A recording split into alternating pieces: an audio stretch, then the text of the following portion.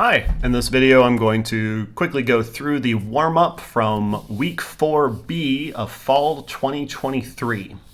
In this warm-up I present a somewhat convoluted list object, not really unlike something I might use in my research, but structure-wise, but the actual data inside is just silly data to be kind of understandable. There are three containers in this object that correspond to the three arguments that was used in its creation. The first container has a name. It's called hola. It's got 5 values inside of a numeric vector. The second container is called world. It contains 52 values corresponding to the 52 uppercase and lowercase letters. This is a matrix object, which means it does have rows and columns, although it only has a single type of data. That's in contrast to a data frame, which is a list type object itself, and has columns that are essentially individual containers themselves, and therefore are each like an independent type of data.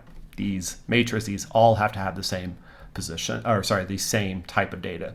Interestingly enough, though, because they are all the same data, I can actually access them even by a one-dimensional view. So for example, we're going to extract this value, which occurs at the 15th position. Just the way the matrices print off is by going down rows and then across columns. So that would be the 15th position. Finally, there is a third container that lacks a name. And that's a fun little piece of trivia for lists objects, is that they do not actually have to have names. They can have names, which can be very useful when trying to use them. But sometimes you want to manipulate them. And so for example, the square bracket tool is for one-dimensional objects when it lacks a comma inside. But a list has a one-dimensional point of view at the very least. While, it's like I say, it's a series of containers, so each container can have its own depths because, though, that outside of the containers, they are set up in a one-dimensional series, they can just be described on their positions. Additionally, I've said that there is a difference between going inside of the container and just taking the container itself. Well, if I'm treating it like a one-dimensional object, and using my single square bracket tools, I can actually extract just the containers themselves, not the contents. And so using a single square bracket tool on, say, like a list, or even just a list type object, so single square bracket tool without a comma on a data frame does a similar behavior, where you still have a list type object that's output, but it has been subset to those positions along the list structure. So here I've extracted the world container, which was the second position. And then I've also extracted what used to be the third position, but now it's the second, which is kind of fun. So now if I needed to extract from the second value, I could. So that's a little convoluted. So let's go back to here.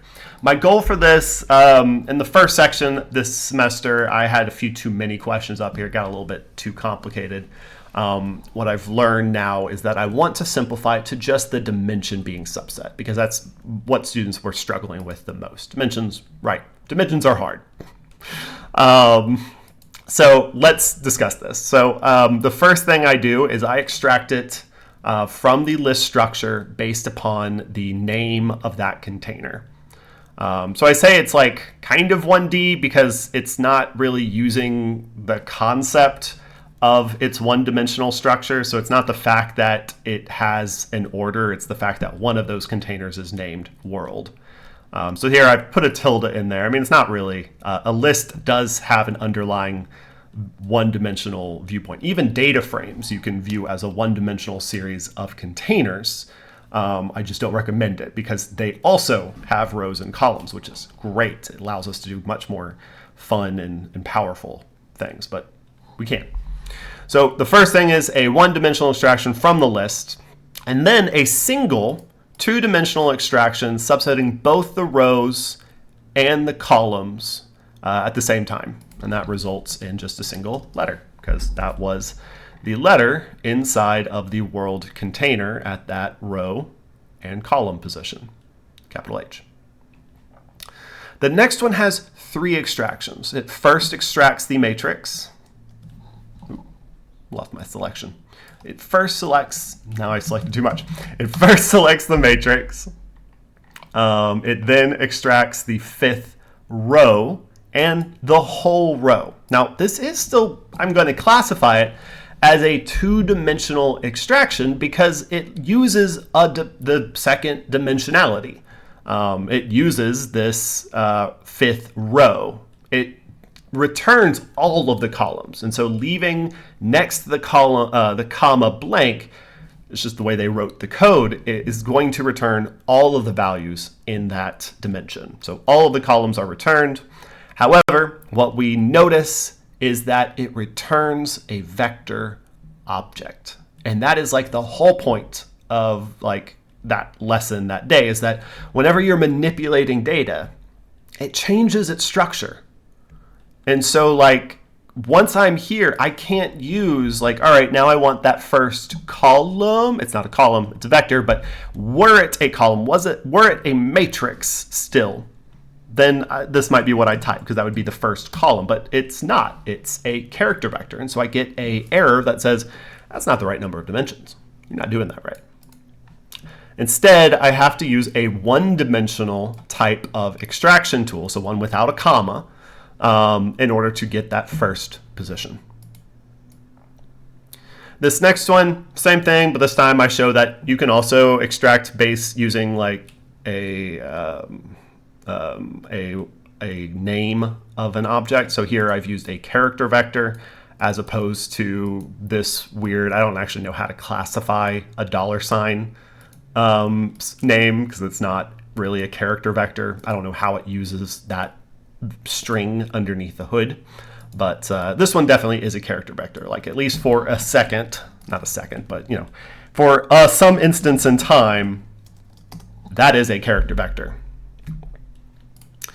But at that point, I then take this, what was a matrix, and I extract the first column. And so I'd be extracting A through M.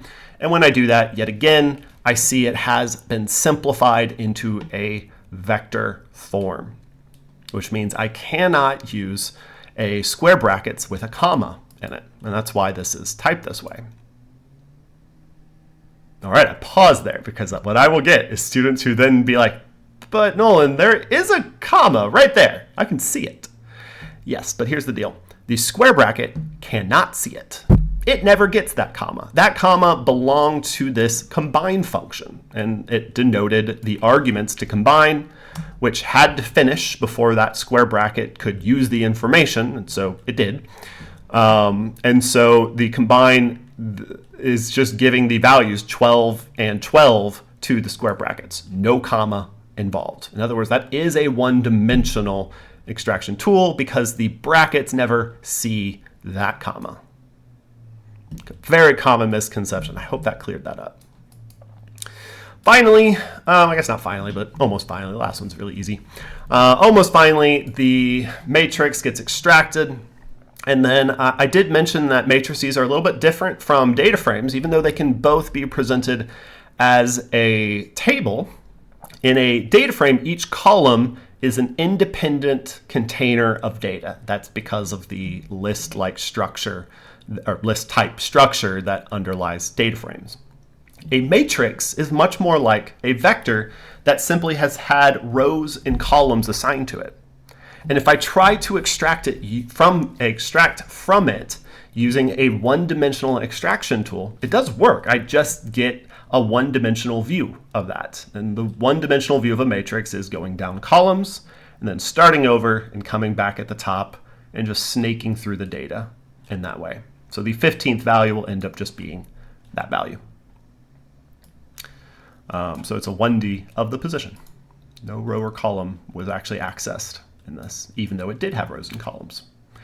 Finally, the last one is just a 1-dimensional extraction based upon the container view of a list. So just the third container. All right, that is it. I hope that helped. Thank you.